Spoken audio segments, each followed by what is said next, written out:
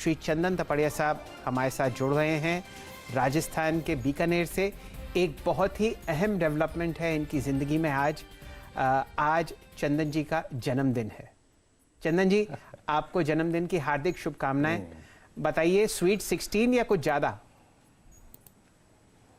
जी नमस्कार सेल जी, वीरेंद्र जी और सीएनबीसी आवाज की पूरी टीम। मैं तो देखिए, आज 18 तारीख है और जन्मदिन है मेरा, और नेटवर्क 18 टीवी 18 भी 18 है, तो आपने तो 2 साल छोटा कर लिया, तो मेरे को स्वीट 16 भी एक्सेप्ट है। और सही मायने में बताऊं, आप लोगों का जो प्यार है वो हमें हमारी उम्र को बढ़ाता नहीं है, उल्टा उसमें एक्सपीरियंस बढ़ाता है। हमारी उम्र तो रुक सी गई है, क्या जो भी बढ़ता है वो एक्सपीरियंस बढ़ता है।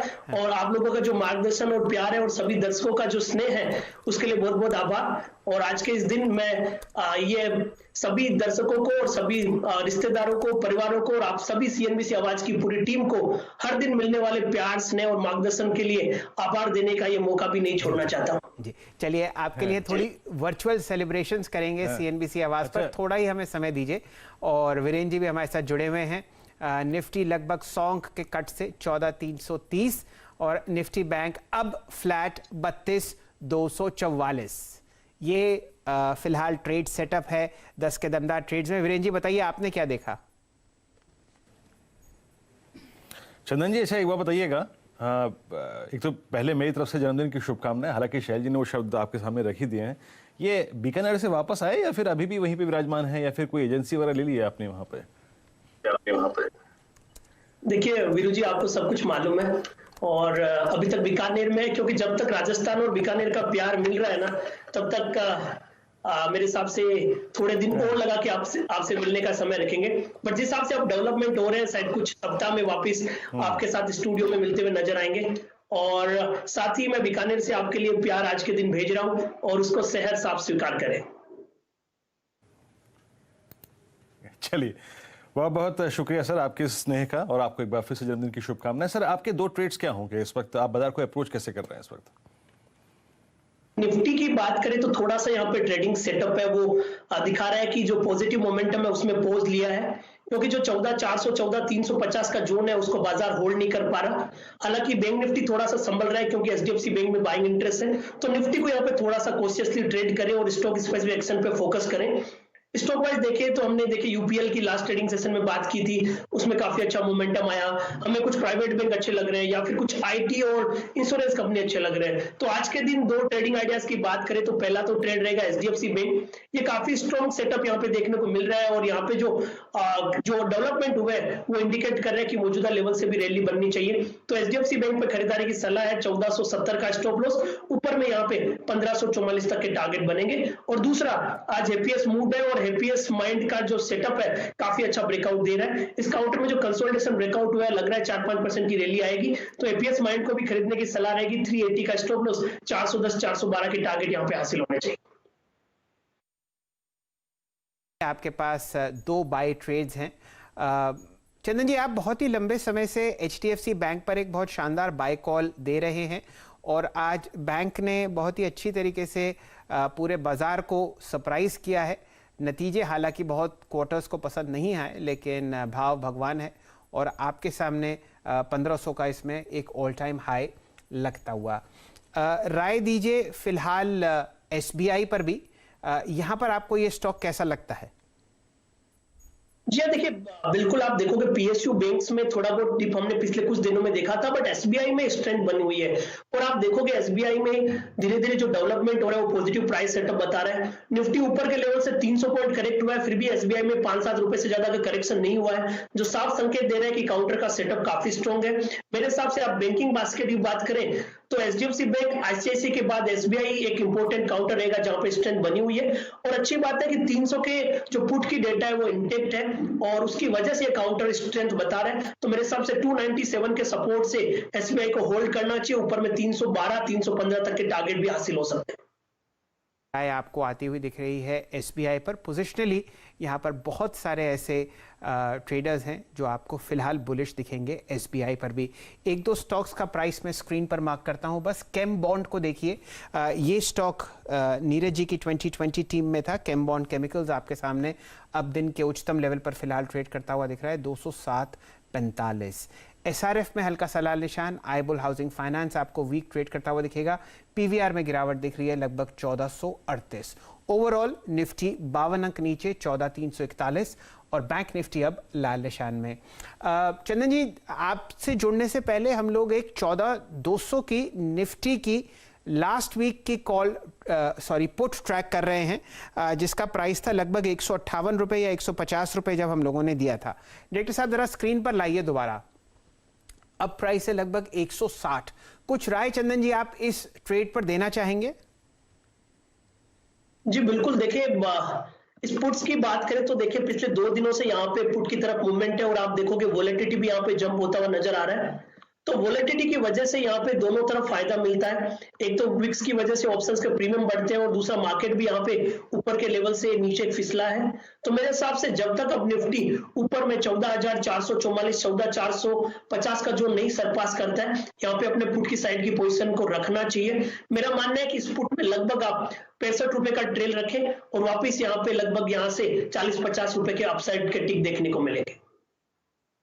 आपको आती हुई दिख रही है निफ्टी 50 की 24,200 की पुट, जो फिलहाल 160 रुपए के आसपास ट्रेड करती हुई दिख रही है। ये कॉल हम लोगों ने 150 रुपए के आसपास ली थी और उम्मीद है कि आपको 200 सवा 200 का प्राइस आता हुआ दिखेगा राहुल शर्मा साहब की तरफ से और चंदन जी की तरफ से। चलिए, काफ़ी बात हुई इंडिविजुअल ट्रेड्स की, शॉर्ट टर्म ट्रेड्स की और पोजिशनल कॉल्स की, लेकिन बाजार बहुत ही तेज़ी की तरफ बढ़ता हुआ दिख रहा है आपको बजट की तरफ। लगभग 9 ट्रेडिंग सेशंस फिलहाल बचे हैं और देखते हैं एक ब्रॉडर पिक्चर कैसी लगती है आपको। हमारे साथ जुड़ रही हैं अनु जैन, आप हैं ब्रोकिंग बिजनेस की हेड IIFL वेल्थ के। अनु जी, स्वागत है आपका CNBC आवाज पर। सबसे पहले तो नव वर्ष की आपको शुभकामनाएं। साल में पहली बार आपसे जुड़ रहे हैं, बताइए सेहत वगैरह कैसी है आपकी? बढ़िया। आपको और आपके सारे व्यूअर्स को भी हमारी पूरी फर्म की तरफ से नए साल की पूरी शुभकामनाएं। सबको हेल्थ, वेल्थ और हैप्पीनेस की पूरी अबंडेंस की होप करते हुए आपके साथ जुड़ रहे हैं। चलिए, तो वेल्थ तो IIFL के नाम में ही है और हेल्थ में मान के चलता हूं कि वैक्सीन्स लगने दिखते हैं, आपको दिख ही रहे हैं पूरे भारतवर्ष में। तो इस साल आपको हेल्थ भी बहुत अच्छी तरीके से वेल्थ के साथ बढ़ती हुई दिखेगी। अनु जी, हम लोग सिर्फ और सिर्फ 9 सेशन दूर हैं बजट से। शानदार आपने रैली देख ली है नवंबर के महीने में, दिसंबर के महीने में और जनवरी में भी लगभग 3% निफ्टी ऊपर है। पोजिशनली बाजार क्या आपको भारी दिख रहा है बजट से पहले? देखिए, इतना चलने के बाद और बजट एक जो इतना इवेंट है उसके आसपास एक स्किटिशनेस जो होती है वो एक बहुत नॉर्मल सिचुएशन है। और टेक्निकली अगर आप देखेंगे तो भी ओवरबॉट सिचुएशन में था। जैसे कि मुझसे पहले जो आपके एडवाइजर थे, मैं उनको भी सुन रही थी, हमारे जो फर्म के टेक्निकल एनालिस्ट है उनका भी व्यू यही है कि 14,400 से 14,600 का जो जोन है वो एक रेजिस्टेंस का जोन है। जिस तरीके से हमने पिछले 2 ट्रेडिंग सेशन में सेलिंग आती हुई दिखी है, खास करके IT के रिजल्ट्स के बाद जो बहुत अच्छे थे, और जनरली मैंने देखा है जब मार्केट एक पॉज लेता है वो एक अच्छी खबर के साथ ही पॉज लेता है। तो आपने IT के रिजल्ट्स बहुत अच्छे देखे, बैंकिंग का रिजल्ट भी जो आपने जो पहला HDFC का रिजल्ट देखा है वो बहुत अच्छा है। उसके बावजूद अगर आप प्रॉफिट बुकिंग देख रहे हैं तो एक पॉज का जो मार्केट इंडिकेशन दे रहा है कि वो रिस्पेक्ट करेगा, तो आप 13,900 तक का भी एक मूव देख सकते हैं।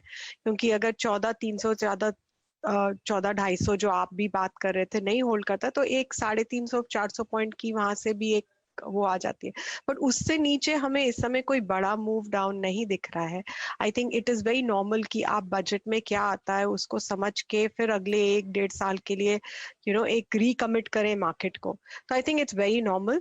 और चाहे वो बैंकिंग हो, चाहे वो बाकी के सेक्टर्स हो, अच्छे रिजल्ट के बावजूद अगर आप प्रॉफिट टेकिंग देख रहे हैं तो वो एक जस्ट एक पॉज है जो बहुत नॉमिनल और नॉर्मल है। जी जी अनु जी, एक और चीज़ अगर आप देखें कि हमने काफ़ी लिक्विडिटी देखी है FIs की, बट ग्रेजुअली अगर आप लास्ट 5-7 सेशंस देखें तो FIs नेट लॉन्ग तो है कैश में, बट ग्रेजुअली वो इंडेक्स में शॉर्ट्स कॉल राइटर्स बन रहे हैं धीरे धीरे। अब मैं इससे 2 पॉइंट्स टेक करते हुए मैं 2 इंडिसेस पे आपका व्यू चाहूँगा। फर्स्ट डॉलर इंडेक्स और डॉलर इटसेल्फ, इन दोनों पे आपका आउटलुक क्या है? क्या लिक्विडिटी रिवर्सल का या फिर डॉलर कैरी जो ट्रेड्स होते हैं उन पे रिस्क नजर आ रहा है आपको क्या? ये दोनों इंडिसेस आपको क्या कह रहे हैं? साइडवेज मूवमेंट कह रहे हैं, अभी तक कोई रिवर्सल की बात तो है नहीं। रिवर्सल होगा तो आप डेफिनेटली एफआईएस का नेगेटिव नंबर देखना शुरू कर देंगे, बट एक साइडवर्ड पॉज वहां से भी आ रहा है, तो वो एक इंडिकेट कर रहा है कि this is the thing. But मेरे ख्याल से वो एक बाइडेन के स्वेरिंग इन तक और वो जो 2 ट्रिलियन का पैकेज एक्चुअली लॉन्च होता है उसके बाद उसका जो सेकेंड मूव आएगा, whether it kind of gets weaker और whether it kind of just goes sideways is yet to be seen. So I think that pause is reflective of everything in the market right now, and it's a wait and watch. So which is very clearly indicative on all indices right now. कि आपने बहुत ही बेहतरीन बात race करी। President elect Joe Biden की जो आज माफ़ कीजिए जनवरी 20 को स्वेरिंग इन होगी, उसकी वजह से बाज़ार में हल्का सा आपको कंसोलिडेशन दिखेगा। ये बताइए, आप बहुत ज़बरदस्त तरीके से जितने भी हमारे विदेशी मित्र हैं भारतीय बाज़ारों में निवेश करते हैं उनसे चर्चा करती हैं, डिस्कशंस करती हैं, उनका ओवरऑल व्यू क्या है भारतीय अर्थव्यवस्था के बारे में, हमारे बाज़ारों के बारे में? कहीं उनको ओवर वैल्यूएशन के जोन्स दिखते हैं या फिलहाल कहीं डीप वैल्यू आपको दिख रही हो बाज़ार में उनके चश्मे से? देखिए, बाहर के चश्मे से अगर देखा जाए तो डीप वैल्यू जहाँ पे वो इन्वेस्ट करते हैं वो कमी है, लेकिन उसके बावजूद मेरे ख्याल से जिस तरीके से आईटी ने रिजल्ट्स पोस्ट किए हैं, जो ग्रोथ या जो हमने इस साल जो हमने जिस साइज के कॉन्ट्रैक्ट्स देखे हैं, चाहे वो डाइमलर का देखा है या जो और ट्रेड्स आ रहे हैं, या आप अगर कॉन्कॉल्स इन्फी के सुने हो या टीसीएस के सुने हो, तो जिस तरीके से यहाँ से अगले 1.5-2 साल अगर ग्रोथ दिख रही है तो वो आईटी सेक्टर में अभी भी काफी दिख रही है। And I am not saying कि ये एक डीप वैल्यू एरिया है, बट कभी कभी सेक्टर का रिवैल्यूएशन हो जाता है जब वो कंसिस्टेंटली कैश थ्रो आउट करता है, जब वो कंसिस्टेंटली मिड टीन्स का ग्रोथ दिखाता है, जो शायद पहले वो अर्ली टीन्स का या लो टीन्स का दिखा रहा था। तो आई थिंक स्कोप आईटी में अभी भी इन्वेस्टमेंट का उनकी तरफ से है। एंड जहां तक कि बाकी ब्रॉडर मार्केट्स का सवाल है, तो वो आई थिंक बजट के बाद गवर्नमेंट ने क्या नॉर्म्स लिए हैं और क्या मूव्स कर रहा है, उस बेसिस के हिसाब से रीएलोकेशन ऑफ इन्वेस्टमेंट्स पूरे साइड पे हो सकता है, चाहे वो मैन्युफैक्चरिंग में हो, मिड कैप्स में हो, इंफ्रा में हो। That's a high probability trade, but I think people are waiting for government policy out there. ये राय आईटी पर आती हुई दिख रही है। अनुजी, पिछले अगर आप 2 दशक में जाएं तो जब .com बबल से पहले हम लोगों ने बहुत ही अच्छा मूवमेंट आईटी स्टॉक्स में आता हुआ देखा था, शायद वही जोन आपको दोबारा आजकल आता हुआ दिख रहा है। गाइडेंस देखें, डबल डिजिट्स की तरफ दौड़ रही है, प्रॉफिटेबिलिटी बहुत ज़बरदस्त तरीके से बढ़ रही है। मिड कैप आईटी के बारे में आप क्या राय रखती हैं? फ्रंटलाइन काउंटर्स तो बहुत अच्छी तरीके से दौड़ ही रहे हैं, लेकिन मिड कैप आईटी की तेज़ी तो देखते ही बनती है। देखिए, काफी स्टॉक्स डबल हो चुके हैं जिनको हम फॉलो कर रहे थे, तो from being deep value they have come to fair and may be slightly ahead of fair value. However अगर आप टीसीएस का वैल्यूएशन देखें या आप इन्फी और टीसीएस को ही देखें, तो there is a good discount from where TCS is trading to where Infy is trading. अगर आपने एचसीएल के रिजल्ट देखे तो एचसीएल इतने अच्छे रिजल्ट के बावजूद करीब 20% के डिस्काउंट पे ट्रेड करता है टीसीएस से। और जहां तक कि आप मिड कैप पे आएंगे तो दो उनका एक वैल्यूएशन पैरामीटर फर्क है, बट डिस्काउंट जो है बड़े दिग्गजों के साथ वो काफी हाई है। तो अगर टीसीएस और इन्फी चलते हैं, जिसकी हमें पूरी उम्मीद है, तो ये भी चलेंगे। हाँ, आपने जो पिछले 6 महीने में कुछ स्टॉक्स को डबल या डबल से भी ज्यादा होते हुए देखा, वो एक मूव आके अब वो एक खत्म हो चुका है, तो हम उसी का एक रेप्लिकेशन नहीं एक्सपेक्ट कर रहे, बट एक healthy 15-20-22% return after such a market move is also something great in this market. So would be positive on mid cap IT and even large cap IT from this point also. अनुज, एक और चीज अगर आप देखें इस bull run में, अगर आप देखें सबसे आखिरी में पार्टिसिपेट किया ऑटो ने, look at Maruti, specially Tata Motors, Ashok Leyland. अगर हमको डिप मिलता है टुवर्ड्स, जैसे कि आपने कहा कि 13,900 तक का डिप मिलता है, 14,000 तक का डिप मिलता है, तो आप प्रेफरेंस किस चीज़ को देंगी उस डिप में, जिसे कहते हैं ना पहली प्रिफर्ड आपकी पिक क्या होगी या फिर सेक्टर क्या होगा उस डिप में?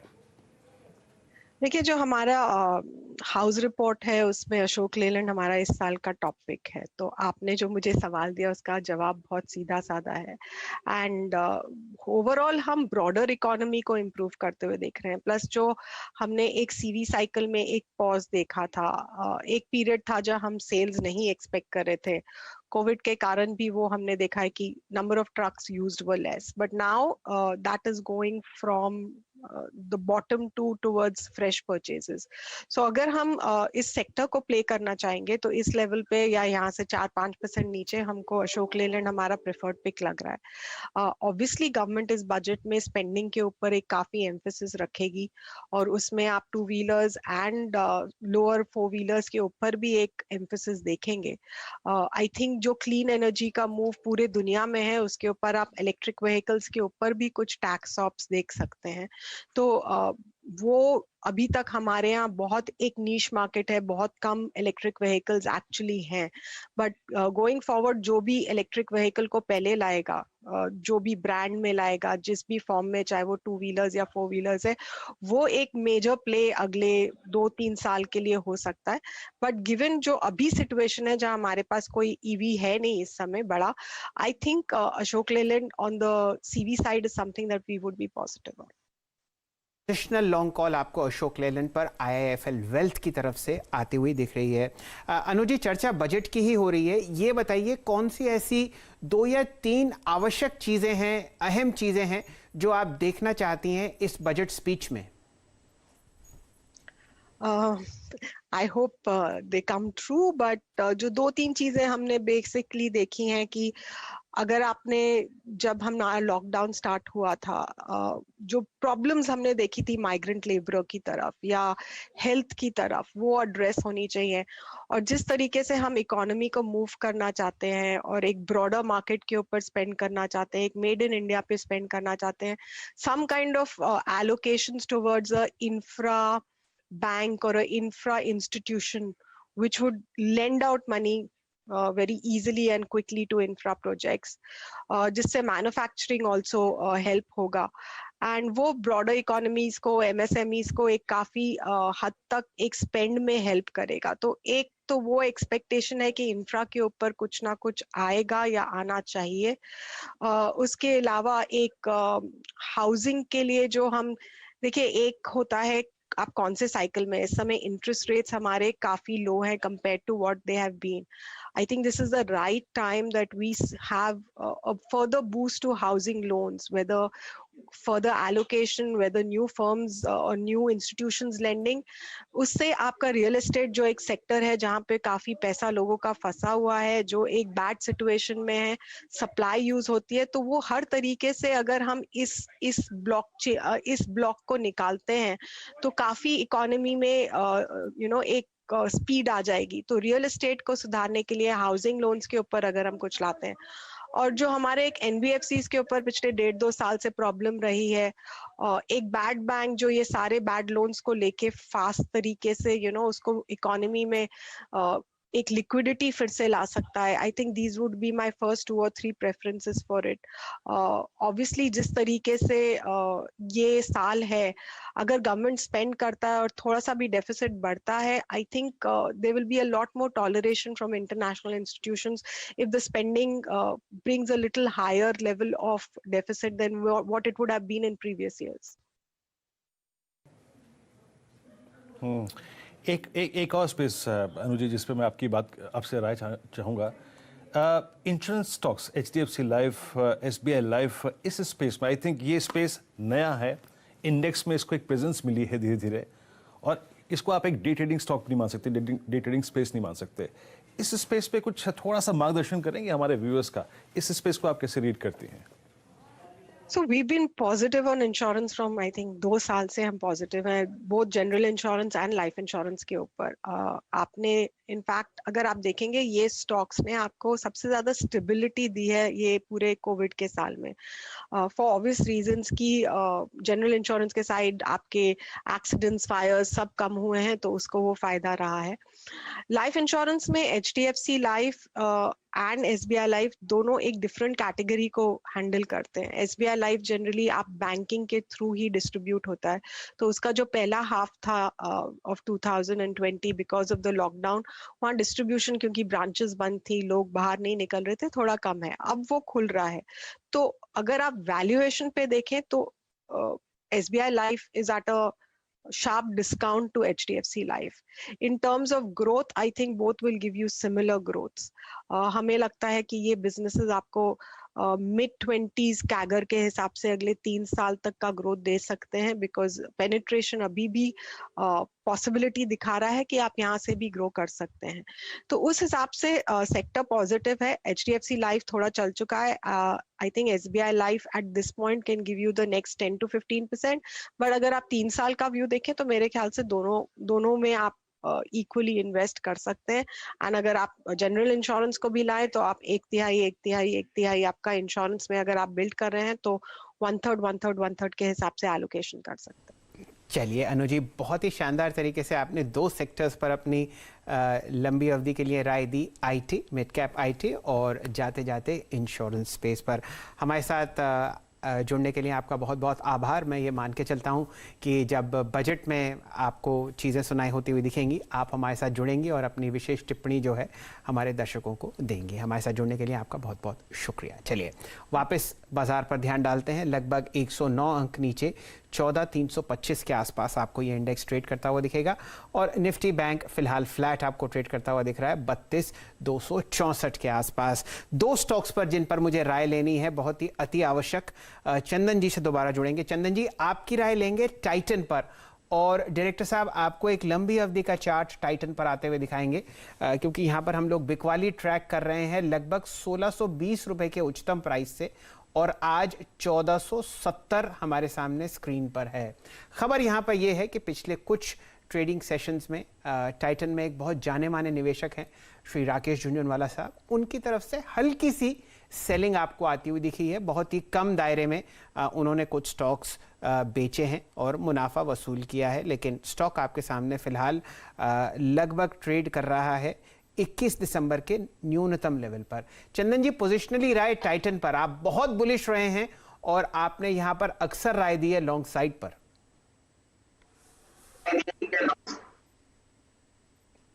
टाइटन में पिछले कुछ 8 दिनों से ऊपर के लेवल से डिक्लाइन देखने को मिली है। 1621 का भी रिसेंट स्विंग हाई बना है और उसके लेवल से लगभग ये काउंटर 1460 तक करेक्ट हो चुका है। तो ऊपरी स्तर से काफी अच्छी मुनाफा वसूली इस काउंटर में आ चुकी है और अब यहां से 1.5% नीचे इसका 50 डे मूविंग एवरेजेस है। काउंटर का मेजर ट्रेंड पॉजिटिव है, शॉर्ट टर्म ट्रेंड नेगेटिव था जो आज एक पोज लेता हुआ नजर आ रहा है। बाजार में प्रेशर है, इसकी वजह से काउंटर में बिकवाली हुई। FMCG में थोड़ा सा प्रेशर था, बट मेरा मानना है कि अब इस लेवल पे काउंटर में बिकवाली नहीं करना चाहिए। यहाँ पे इस काउंटर को इवन बॉटम फिश करना चाहिए, क्योंकि मेजर ट्रेंड पॉजिटिव है, शॉर्ट टर्म ट्रेंड है, वो यहाँ पे कभी भी रिवर्स हो सकता है। तो यहाँ पे 2 कंडीशन है, या तो हल्का फुल्का डिप आए तो ले, या फिर 1485 के ऊपर होल्ड करें तो ले, और 1485 के ऊपर होल्ड करता है तो वापस हमें 1550 और उसके बाद में 1621 जो रिसेंट हाई है वो देखने को मिलेंगे। तो मौजूदा लेवल पे काउंटर पे फोकस करना चाहिए और यहाँ पे बाई की तरफ की पोजीशन आपको बनाने की सलाह बन सकती है। चलिए, चंदन जी की राय बिल्कुल फर्स्ट क्लास है। वो आपको कह रहे हैं कि भाई अगर आपको टाइटन में अपनी पोर्टफोलियो में जोड़ना था तो शायद इससे अच्छा मौका आपको ना मिले। पोजिशनली इसमें एक SIP शुरू कर सकते हैं और ये आपको रिकॉर्ड हाइज दोबारा क्लेम करता हुआ दिखेगा। हल्की सी नेगेटिव खबर है टाइटन पर आजकल, लेकिन उसका मौका आपको उठाना चाहिए। साथ ही साथ चंदन जी, बहुत ही जल्दी से राय दीजिए रैलिस इंडिया पर।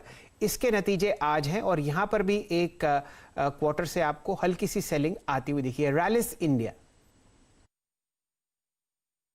इंडिया की बात करें तो ये काउंटर पिछले 2 वीक से यहाँ पे थोड़ा सा अटका है और ऊपर के लेवल से थोड़ी प्रॉफिट बुकिंग हुई है। 300-1400 लेके काउंटर 280 के आसपास है, अभी 50 डेमा के आसपास है। मेरे हिसाब से यदि काउंटर में नतीजे ठीक रहते हैं और ये कहीं ना कहीं 272 के लेवल को सपोर्ट करता है तभी यहाँ पे रिवर्सल रहेगा। तो बाजार में प्रेशर है, इसलिए काउंटर में प्रेशर है, नतीजे के चलते यहाँ पे वोलेटिलिटी बढ़ेगी। 272 का लेवल यहाँ पे माइंड में रखना चाहिए। किसी के पास पोजीशन है या नहीं बनानी है, उनको 272 के सपोर्ट को या ट्रेलिंग को यहाँ पे फॉलो करने की सलाह रहेगी। चलिए, दो मेजर राय आपको आती हुई दिख रही हैं टाइटन और रैलिस पर। यहाँ पर कुछ व्यक्तिगत न्यूज़ आइटम्स हैं जिनकी वजह से ये लाल निशान है और मौका है इनको अपने पोर्टफोलियो में ऐड करने का। टाइटन खासकर, जहाँ पर राकेश झुनझुनवाला साहब का लगभग 5.4% स्टेक है इस कंपनी में। 6-7 दिन से लाल निशान और ये मौका दे रही है कि आप इसको अपने पोर्टफोलियो पर ऐड करें। चलिए, 10 के दमदार ट्रेड्स को यहीं थोड़ी देर में समाप्त करते हैं, लेकिन हमारे साथ स्टूडियोज में जुड़ चुके हैं प्रदीप जी। प्रदीप जी, आपसे अक्सर चर्चा होती है कि बजट में क्या आएगा, कौन कौन से ऐसी चीज़ें हैं, कौन कौन से अहम शब्द हैं जिन पर हमें ध्यान देना चाहिए। और थोड़ी देर पहले अनु जी हमारे साथ जुड़ी हुई थी, अनु जैन IIFL वेल्थ की, और वो बात कर रही थी बैड बैंक की। तो क्या चीज़ है बैड बैंक, क्यों हमें उस पर ध्यान देना चाहिए और क्या उम्मीद आप रखते हैं? क्या ये आता हुआ दिख रहा है आपको इस बजट में? बहुत समय से बात चल रही है, अब देखना होगा कि इस बार के बजट में फाइनली ये बैड बैंक आता है या नहीं। इसकी चर्चा इसलिए इस वक्त जोर पकड़ रही है क्योंकि सरकार की काफी सुधार की योजनाएं हैं आगे बैंक्स के लिए और उसमें ये बड़ी भूमिका निभा सकता है। अब ये जो बजट में एक बैड बैंक बनाने की बात आ रही है तो लोग ये कह रहे हैं कि बनाना ही है तो गुड बैंक बनाइए, ये बैड बैंक क्या बना रहे हैं। तो समझने वाली बात यह है कि ये एक विदेशी कंसेप्ट है। जब हम बैड बैंक कहते हैं, इसका कंसेप्ट ऐसे निकल कर आया कि बहुत सारे बैंकों के पास कुछ बैड लोन्स हैं जिनको हम NPA कहते हैं, तो उन बैड लोन्स को जमा किया जाए कई बैंकों से और एक नई एंटिटी में, जिसको आप बैड बैंक कहेंगे, उसमें डाल दिया जाए। तो इससे बहुत सारे बैंकों की दिक्कतें दूर हो जाएंगी। जैसे हमारे यहाँ इस समय सारे सरकारी बैंक जो PSU बैंक हैं वो NPA में इतने फंसे हुए हैं कि वो नए लोन नहीं दे पा रहे हैं और पूरे देश में जो उनकी गांव-गांव तक रीच है तो कारोबारियों को लगता है कि उनको लोन नहीं मिल रहा क्योंकि ये बैंक तो रिकवरी में ही लगे हुए हैं। अगर वो इसके चंगुल से निकल आए तो फिर से लोन देंगे, इससे ग्रोथ आएगी। तो ये बात साफ कर देनी चाहिए यहां पर, लेकिन कि ये कोई बैंक नहीं होगा बल्कि ये एक एसेट रिकंस्ट्रक्शन कंपनी यानी ARC होगी। हमारे यहां पहले से कई ARCs हैं, लेकिन ये सबसे बड़ी ARC होगी जिसमें शुरुआती तौर पे कम से कम सरकार भी पूंजी लगाएगी और एक झटके में ये कई सरकारी बैंकों के NPAs की बड़ी सफाई कर देगी और इससे उनमें से कुछ बैंकों के प्राइवेटाइजेशन का रास्ता भी साफ हो जाएगा। चलिए, तो ये एक बेसिक स्ट्रक्चर है जो शायद आपको बजट में बनता हुआ दिखे और बहुत ही बारीकी से प्रदीप जी पूरे बैंकिंग सेक्टर को ट्रैक करते हैं। प्रदीप जी, आंकड़ा लगाइए, अगर बैड बैंक बन गया तो उसमें NPAs कितने होंगे अगर लाखों करोड़ों में बात की जाए तो? ये देखने वाली बात है। हम करीब 8-10 लाख करोड़ रुपए की एक समस्या की बात कर रहे हैं, तो इफेक्टिवली कम से कम 2-1 लाख करोड़ के NPAs अगर वो एक्वायर करते हैं तो उससे एक असर पड़ेगा। अब जानने वाली बात आगे ये बाकी है कि क्या सरकार ये कहेगी कि इन कुछ बैंकों को हम प्राइवेटाइजेशन का कैंडिडेट समझ रहे हैं, इसलिए इनके ही केवल NPA ले लीजिए तो हमारी प्रॉब्लम सॉल्व हो जाए कि इतने तो कम से कम सुधर जाएं, या सारे बैंकों के NPAs वो एक्वायर करेंगे। ये सारे डिटेल्स आने के लिए हमें इंतजार करना पड़ेगा। और क्या ये प्राइवेट सेक्टर बैंकों के भी NPAs एक्वायर करेंगे जो दिक्कत में है? क्या ये यस बैंक के NPA एक्वायर करेंगे? ये भी देखने वाली बात। तो अब आप मुझे बताइए कि अगर मैं बैड बैंक हूं और आप गुड बैंक हैं तो किस लेवल पर आप अपना NPA मुझे बेचने को तैयार हो जाएंगे? क्या हेयर कट आप लेंगे? ये यक्ष प्रश्न है जो महाभारत में यक्ष ने युधिष्ठिर से पूछा था, और अगर इस सवाल का जवाब मिल गया होता शैल जी तो बैड बैंक आज से 5 साल पहले आ जाते। जी। तो इस सवाल का जवाब ही तो ढूंढ रहे हैं। जी बिल्कुल, और मैं ये मान के चलता हूं कि सवाल पूछना ही सबसे आसान काम है, तो वो ही मैं करता हूं। एक बात और बताइए, मान लीजिए 2-1 लाख करोड़ के जो NPAs हैं वो इस बैड बैंक में आ गए। अब इस बैड बैंक का काम है कि इन NPAs को या तो सॉल्व करना या आगे बेचना। इसमें जो मुनाफा मिलता है बैड बैंक को वो किसके पास जाएगा? तो इसके लिए अभी जो ARC की एक स्ट्रक्चर है उसके मुताबिक पार्टिसिपेशन क्लॉज भी होता है। एक लिमिट से अधिक रिकवरी आई तो जो ओरिजिनल बैंक है उसको भी उसमें से रिटर्न मिलता है। तो ये सवाल चल रहे हैं कि क्या इस बैड बैंक का स्ट्रक्चर पूरी तरह से अलग होगा या ये पुराने ARC के जो स्ट्रक्चर है उसी पे काम करेगा। तो देखिए, अभी तो गवर्नर साहब ने ये कहा है कि ARC की गाइडलाइंस के हिसाब से बैड बैंक की गाइडलाइंस अब बना देंगे, लेकिन अगर सरकार कुछ नया सोचती है जिससे कि इनको पूरी तरह से एक्वायर कर लिया जाए सरकार की ओर से, क्योंकि हमारे पास ऐसे एग्जांपल हैं, जो सूटी है आज, UTI 1 था, वो सारा का सारा NPA था जिसको एक्वायर किया गया। इवन IDBI बैंक भी अगर आप देखिए तो जब ये IDBI था तो जब वो 2000 की मंदी से बाहर निकला तो काफी NPAs तेजी के साथ रिकवर हो गए और उसके बाद फिर से हम दूसरे डाउन साइकिल में आ गए, ये बात और है। तो इस बुरे दौर में अगर आप ऐसा कोई तरीका अपनाएं और सरकार इसमें बड़ी भूमिका निभाते हुए इन एसेट्स को एक्वायर कर ले जी। तो अगले 5 से 10 साल में सरकार को जरूर मुनाफा होगा और शायद हम तब एक सूटी 2 ऐसा कुछ सुन रहे होंगे जो अपने एसेट्स मुनाफे पे बेचा करेगा। तो क्या ऐसा कोई रेवोल्यूशनरी गेम चेंजिंग फ्रेमवर्क आता है तो वो बहुत अच्छा होगा। तो यूं समझिए कि निर्मला सीतारमण जी ने अक्सर कहा है कि 100 साल में आप एक ऐसा बजट देखेंगे जो इसमें बहुत सारे रेवोल्यूशंस और रिफॉर्म्स होंगे, और मैं मान के चलता हूं कि फाइनेंस मिनिस्ट्री में CNBC आवाज़ की आवाज़ बहुत अच्छी तरीके से गूंजती है। अगर उन्हें कुछ बैड बैंक पर राय लेनी होगी तो वो ज़रूर आपसे जुड़ेंगे। लेकिन 10 के दमदार ट्रेड्स को यही समेटते हैं। चंदन जी आपका शुक्रिया, वीरेंद्र जी आपका आभार, और जाते जाते आपके लिए प्रदीप जी, निफ्टी अब 140 अंक नीचे है 14,290, और बैंक निफ्टी पे अब लाल निशान गहराता हुआ 60 अंक नीचे 32,191। जाते जाते ये माहौल आपके लिए। जी हाँ, और देखिए सुबह हम बात कर रहे थे कि HDFC बैंक से निफ्टी बैंक को मदद मिलेगी और 1500 के आंकड़े पर हमारी नजर थी। आप स्क्रीन पर HDFC बैंक को लेकर आइए तो कमजोर बाजार में भी पूरी कोशिश की और करीब करीब वहीं पे 1500 के लेवल के आसपास आपको अब भी पहुंचता हुआ नजर आएगा। आज का हाई एग्जैक्टली वही है। तो देखिए, जैसे कि हम कह रहे थे आपको कि नतीजे अच्छे हैं। कमजोर बाजार में भी निफ्टी बैंक को पूरा सहारा HDFC बैंक दे रहा है, लेकिन निफ्टी कमजोर होता हुआ मिड कैप्स में काफी बिकवाली देखने को मिल रही है। काफी सारे शेयरों में फिलहाल ब्रेकडाउन्स हो रहे हैं। किस तरह के ट्रेड आपको आगे मिलेंगे, कहां पे आपके स्टॉप लॉस हिट हो रहे हैं तो आपको निकलना चाहिए, ये सारी चर्चा होगी आगे। लेकिन सबसे पहले इस वक्त की बड़ी खबरें।